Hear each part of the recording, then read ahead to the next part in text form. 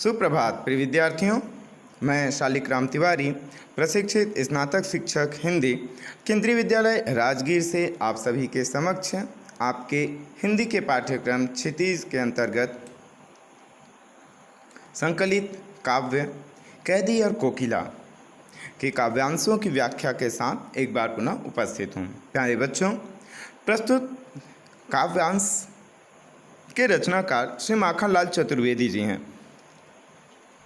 जिनको भारतीय आत्मा के रूप में ख्याति प्राप्त है। आइए बच्चों, सर्वप्रथम हम भारतीय आत्मा के रूप में जाने जाने वाले श्री माखनलाल चतुर्वेदी जी का जीवन परिचय और उसका कुछ अंश जानने का प्रयास करते हैं। माखनलाल चतुर्वेदी जी का जन्म मध्य प्रदेश के होशंगाबाद जिले के बाबई नामक ग्राम में सन 1889 में हुआ और मात्र 16 वर्ष की आयु में उन्हें शिक्षक बनने का सौभाग्य प्राप्त हुआ। बाद में उन्होंने अध्यापन का कार्य छोड़कर प्रभा नामक पत्रिका का संपादन प्रारंभ किया और वे देशभक्त कवि एवं प्रखर पत्रकार के रूप में निखर कर सामने आए। उन्होंने प्रभा पत्रिका के अतिरिक्त कर्मवीर और प्रताप नामक पत्र पत्रिका का भी सफलतम संपादन का कार्य किया और भारतीय आत्मा के रूप में ख्याति प्राप्त रचनाकार श्री माखनलाल चतुर्वेदी जी का निधन सन 1968 में हुआ। हिम किरीटनी, साहित्य देवता, हिम तरंगिनी, वेणु लो गूंजे धरा आदि उनकी प्रमुख काव्य कृतियाँ हैं और उनके व्यक्तित्व कृतित्व के लिए उन्हें पद्म भूषण एवं साहित्य अकादमी पुरस्कार से भी नवाजा जा चुका है। माखनलाल चतुर्वेदी जी की रचनाएं राष्ट्रीय भावना से ओतप्रोत रही हैं।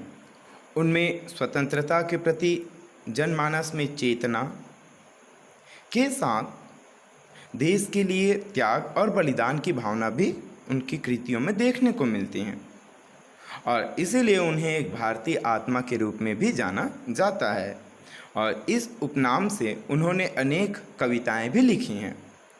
वे एक कवि कार्यकर्ता थे और स्वाधीनता आंदोलन के दौरान सक्रिय गतिविधियों में शामिल होने के कारण उन्हें कई बार जेल भी जाना पड़ा।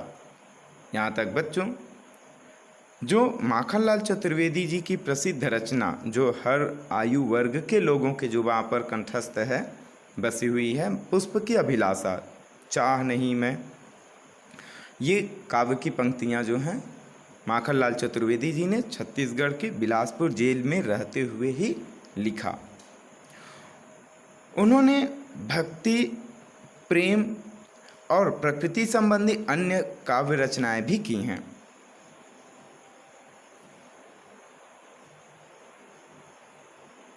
चतुर्वेदी जी ने अपनी कविता में शिल्प की तुलना में भाव को अधिक महत्व दिया है। शिल्प का तात्पर्य है बनावट, रूपरेखा, काव्य निर्माण का जो पैमाना होता है, तो उस पैमाने पर ना ध्यान देकर उन्होंने काव्य के मूल संदेश को, उद्देश्य को उजागर करने का सफल प्रयास किया है। उन्होंने परंपरा से चली आ रही छंदबद्धता का परित्याग कर मुक्तक शैली में रचनाएं की। प्रस्तुत काव्य में आपको देखने को मिलेगा जो कैदी और कोकिला में हमें दिखाई पड़ेगा। प्यारे बच्चों, इसमें उर्दू, फारसी एवं तत्सम के शब्दों का बहुत ही संतुलित प्रयोग किया गया है। आइए बच्चों, हम पाठ के केंद्रीय भाव को एवं सार को समझने का प्रयास करते हैं। यह आज़ादी से पहले की रचित रचना है और इसमें कवि ने अंग्रेजी हुकूमत के द्वारा स्वतंत्रता सेनानियों पर जो यातनाएं की जाती रही हैं, जो अत्याचार उन्होंने किया, उनका लिखित एवं सजीव चित्रण करने का प्रयास इन्होंने कोयल के माध्यम से किया है। जेल में बैठा एक कैदी कोयल को अपने दुखों के बारे में बतला रहा है। अंग्रेजी हुकूमत इन स्वतंत्रता सेनानियों को एक साथ नहीं रहने देते ताकि कोई मंत्रणा या कोई षड्यंत्र ये ना कर सके इनके खिलाफ, इनके शासन के खिलाफ। अतः वे क्या करते हैं, इनको चोर, डाकू और बदमाशों के बीच में डाल देते हैं। भरपेट खाना भी नहीं देते खाने को, और इसीलिए अंग्रेजों के इस शासन को काला शासन भी कहा जाता है, जो अन्याय, अत्याचार का प्रतीक है। जहां उन्होंने बताया कि यह वक्त कोयल से वह स्वतंत्रता सेनानी जेल में रहते हुए बोल रहे हैं कि यह मधुर गीत गाने का समय नहीं है, बल्कि यह आज़ादी के गीत सुनाने का समय आ चुका है। अब हमारा देश बहुत दिनों तक गुलाम बनकर नहीं रहने वाला। तो कवि ने कोयल से यह कहना चाहा कि तुम भी स्वतंत्र आकाश में जाकर गुलामी के खिलाफ लड़ने के लिए लोगों को प्रेरित करो। वे सभी इकट्ठे होकर इस अंग्रेजी शासन को भगा सकते हैं। प्यारे बच्चों, केंद्रीय भाव के रूप में आप सभी देख रहे हैं ब्रितानी उपनिवेशवाद। ब्रितानी शब्द से तात्पर्य है ब्रिटेन, अंग्रेजी हुकूमत, और उपनिवेशवाद यह उपसर्ग, निवेश मूल शब्द और वाद प्रत्यय के संयुक्त रूप से निर्मित है। उप का तात्पर्य होता है समीप में, पास में। जिस प्रकार किसी व्यक्ति का एक मूल स्थायी घर होता है, लेकिन वह जब कहीं दूसरे जगह जाता है तो वहाँ भी रहने के लिए व्यवस्था के दृष्टिकोण से 15 दिन, 30 दिन, जितने भी दिन, 1 वर्ष, 2 वर्ष रहने के लिए वहाँ भी दूसरा घर बनाकर रखता है, तो उसे उपनिवेश अर्थात रहने का, निवास करने का एक और ठिकाना, उसे उपनिवेश कहते हैं। तो अंग्रेज़ों ने भी यही काम किया। इंग्लैंड उनका मूल निवास है। अब रहने के नाम पर, व्यापार के नाम पर उन्होंने अलग अलग देशों में जाकर वहाँ की संपदा को लूटने के नाम पर और अपने देश को समृद्ध बनाने के उद्देश्य से दूसरे देशों में जाकर अपना निवास बनाना प्रारंभ कर दिया। तो यही उपनिवेश कहलाता है, और ये परंपरा उपनिवेशवाद। तो इसके शोषण तंत्र का बारीक विश्लेषण करती यह कविता कैदी और कोकिला लोगों को बहुत ज़्यादा प्रिय लगे हैं। यह कविता भारतीय स्वाधीनता सेनानियों के साथ जेल में किए गए अत्याचारों, दुर्व्यवहारों एवं कठिन कष्टों का मार्मिक अर्थात हृदय को छू जाने वाले प्रमाण प्रस्तुत करता है। साक्ष्य का मतलब है प्रमाण, गवाही। तो कवि जेल में एकाकी और उदास हैं, मतलब अकेले हैं। जैसे कि कहा गया कि उनमें षड्यंत्र उनके खिलाफ ना हो, अतः एक स्वतंत्रता सेनानी को दूसरे स्वतंत्रता सेनानी के साथ न मिलने दिया जाता था, न साथ में रखते थे। तो कोकिल से अपने मन का दुख वे बयां कर रहे हैं। अर्धरात्रि के समय असंतोष और ब्रितानी शासन के प्रति अपने आक्रोश को व्यक्त करते हुए कवि कहते हैं कि यह समय, अरे कोयल, यह समय मधुर गीत गाने का नहीं है, बल्कि मुक्ति का संदेश सुनाओ, मुक्ति का गीत गाओ। कवि को लगता है कि कोयल भी पूरे देश को एक कारागार के रूप में देख रहे हैं। क्यों? क्योंकि कोयल जो है अर्धरात्रि में आकर चीख की आवाज़ कर रही है, चीखने की आवाज़ कर रही है। अतः उसे लगता है कि मैं ही इस जेल में दुख पूर्ण परिस्थिति में नहीं हूँ। कोयल भी बाहर की हवा में अंग्रेज़ों के इस अत्याचारपूर्ण रवैये को महसूस कर रही है, और इसीलिए उसके मीठे शब्द, मीठे बोल गायब हो गए हैं और वह ठीक तरीके से कूक नहीं पा रही है। तो प्यारे बच्चों, आइए हम प्रथम काव्यांश से अवगत होते हैं। आप देख रहे हैं जेल में स्वतंत्रता सेनानी हथकड़ियों के साथ, पुस्तक साथ में है। वस्तुतः ये भगत सिंह जी का छाया चित्र है। नीचे कोयल बैठी हुई है, जिससे वार्तालाप करते हुए, जिसे देखकर बोल रहे हैं स्वतंत्रता सेनानी, क्या गाती हो, क्यों रह रह जाती हो, कोकिल बोलो तो, क्या लाती हो, संदेशा किसका है, कोकिल बोलो तो एक स्वतंत्रता सेनानी। उपर्युक्त पंक्तियों में आप सभी ने देखा, कवि ने कारागार में बंद एक स्वतंत्रता सेनानी के मन की स्थिति को, मनोदशा को दर्शाया है। वह कहते हैं अरे कोयल क्या गाती हो? उसके कूकने की आवाज़ को सुनकर कोयल सेनानी कह रहे हैं, स्वतंत्रता सेनानी, कि तुम क्या गा रही हो, क्या कहना चाह रही हो? क्यों रह जाती हो? तुम बीच बीच में रुक क्यों रही हो? हमेशा की तरह जो एक स्वर में कूकने की आवाज़, मधुर मीठी आवाज़ निकालती थी, आज वो आवाज़ कहाँ गया? तुम रह कर अर्थात बीच बीच में रुक रही हो, हिचक रही हो, तो तुम्हें किस बात का दुख है? शायद अंग्रेजी हुकूमत बाहर भी इतना ही ज़्यादा व्याप्त है जिसके दुख से तू दुखी है, और आधी रात में तू चीखने की आवाज़ कर रही है क्योंकि तुम्हारे स्वर में, तुम्हारा जो स्वर है, आवाज़ है, वो टूट टूट कर आ रहा है। कोकिल बोलो तो, क्या लाती हो? तुमने क्या लाया है? क्या मेरे स्वतंत्रता सेनानी अन्य जो साथी बाहर हैं उनके द्वारा कुछ संदेश भेजा गया है? किसका संदेश तुम लेकर आई हो? कोकिल बोलो तो रात के इस घोर अंधकार में कारागृह के ऊपर जब कोयल आती है तो उनके मन में, स्वतंत्रता सेनानी के मन में कई प्रकार के भाव और प्रश्न उत्पन्न होते हैं, और इन्हीं भावों को वो मान कर बैठते हैं कि क्या यह कोई संदेश है, और यदि कोई संदेश है तो वो कह रहे हैं कि तुम जाकर मेरे अन्य साथियों को प्रेरित करो, तुम उनके लिए प्रेरणा स्रोत का काम करो, और शायद हो सकता है उन्होंने मुझे ढांढस बंधाने के लिए तुम्हें प्रेरणा स्रोत के रूप में भेजा हो। तो ऐसे अनेक भाव और प्रश्न के बीच में स्वतंत्रता सेनानी उनकी आवाज़ का, कोयल की आवाज़ का अर्थ निकाल रहे हैं। आइए बच्चों, अगले छायाचित्र में आप देख रहे हैं काव्य की अगली पंक्तियाँ।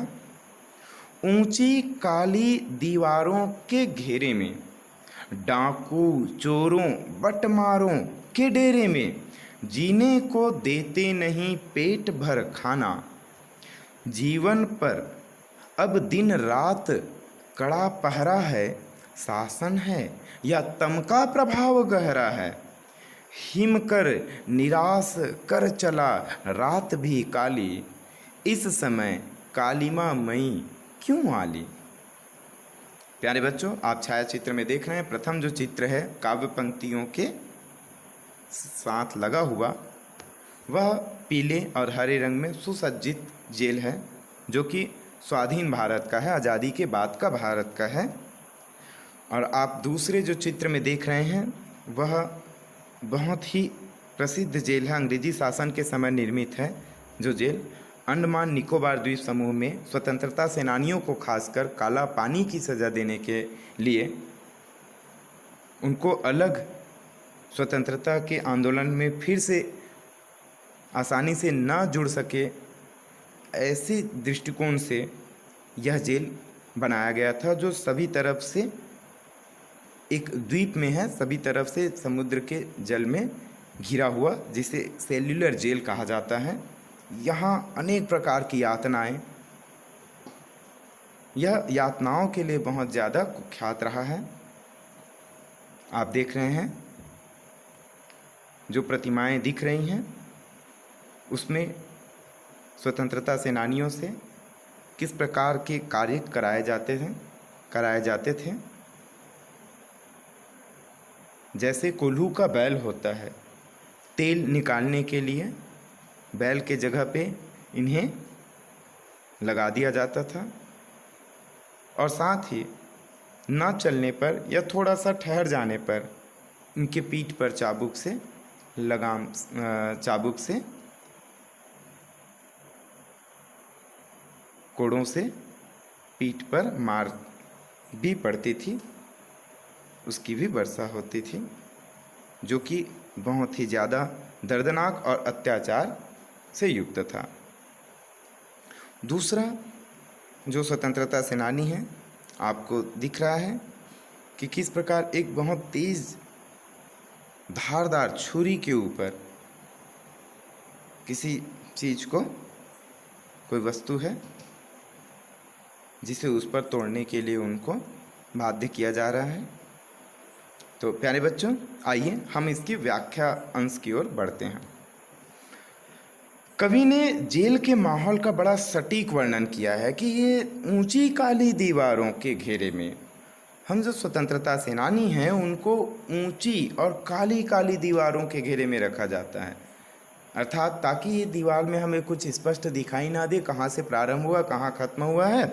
और ऊंची है क्योंकि जानते हैं कि दीवारें जो हैं जेल की अधिकांशतः ऊंची बनाई जाती हैं ताकि आसानी से उनसे कोई कैदी बाहर भागकर ना जा सके।